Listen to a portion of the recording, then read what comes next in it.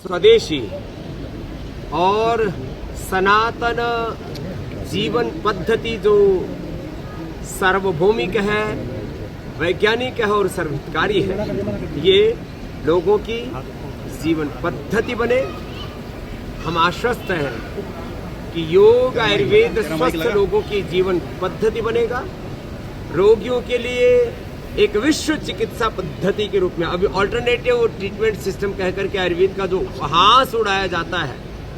ये उपहास अब बंद होगा। योग आयुर्वेद नेचुरोपैथी विश्व चिकित्सा पद्धति के रूप में प्रतिष्ठापित होंगे, ऐसी हमारी प्रतिबद्धता है और ये इस युग की आवश्यकता भी है। हम सदियों से चिकित्सा की गुलामी, शिक्षा की गुलामी, आर्थिक वैचारिक सांस्कृतिक गुलामी, आहार की गुलामी, विचार की गुलामी, वस्त्र की गुलामी, वेशभूषा की गुलामी, भाषा की गुलामी, अपना भजन अपना भोजन सब भूल करके हम कहीं विदेशी शक्तियों की पराधीनता को स्वीकार कर चुके। ऐसे समय में उन विदेशी शक्तियों की पराधीनता से देश को मुक्ति दिलाने के लिए यह आर्थिक आज़ादी, वैचारिक आज़ादी, हमारी एक स्वायत्तता का प्रश्न, तो जड़ी बूटी दिवस के रूप में हम श्रद्धेय आचार्य वात्सल्य जी का जन्मदिन मनाते हुए आज ये प्रतिबद्धता व्यक्त करते हैं कि 1835 से इस देश में जो मैकाले की शिक्षा पद्धति की गुलामी का, पराधीनता का जो दौर चल रहा था, अब वो खत्म होगा। पहले हजारों फिर लाखों स्कूलों को हम भारतीय शिक्षा बोर्ड से जोड़ेंगे। इतनी बड़ी महान विरासत अपने पूर्वजों की, उस महान विरासत को विज्ञान के साथ जोड़ करके, अपने अनुभवों को अनुसंधानों के साथ जोड़ करके, दृष्टि, दक्षता, शोध, बोध, प्राचीन हमारे ऋषियों की आइडियोलॉजी और आधुनिक नवाचार के साथ टेक्नोलॉजी का समावेश करके पतंजलि जो आगे बढ़ रहा है, आज 1000 से ज्यादा जड़ी बूटियों के फिंगरप्रिंट्स पतंजलि ने तैयार करके, जो परंपरागत औषधियों में रस, रसायन, भस्म, पिष्टि, पाक, चूर्ण, अवलेह, आसव, वरिष्ठों का जो पूरा हमारा विधि विधान था प्राचीन काल से, हजारों वर्षों से हमारी यह कोशिश रही है। हमने इसके लिए 100% पुरुषार्थ किया है कि आयुर्वेद की हजारों वर्ष पुरानी परंपरा पर वैज्ञानिक शोध किया है और cell and trial, animal trial, human trial करके ड्रग डिस्कवरी का पूरा जो एक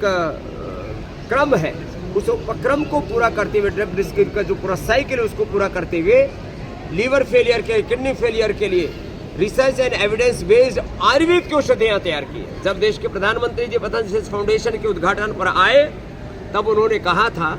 कि आयुर्वेद को लोग सप्लीमेंट के तौर पर दुनिया में यूज करते हैं और मेडिसिन का उसको दर्जा नहीं देते। आज जो प्रधानमंत्री उस समय कहा था कि आप आयुर्वेद को मेडिसिन का दर्जा दिलाइए पूरे विश्व में, तो काम श्रद्धेय आचार्य जी के मार्गदर्शन में और विश्व के 2%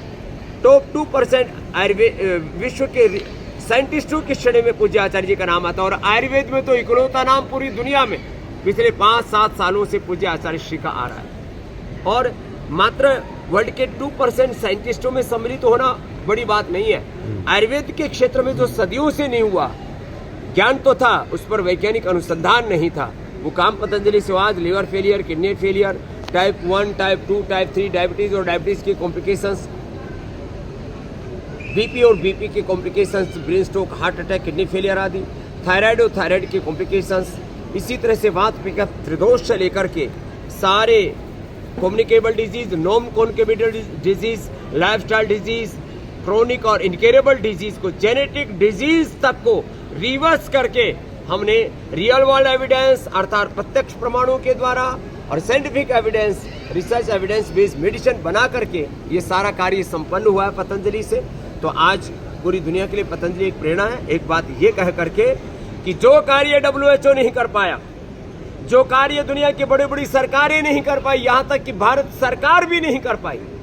आयुर्वेद में वो कार्य पतंजलि रिसर्च फाउंडेशन ने करके ये दिखा दिया है कि योग में, आयुर्वेद में और हमारे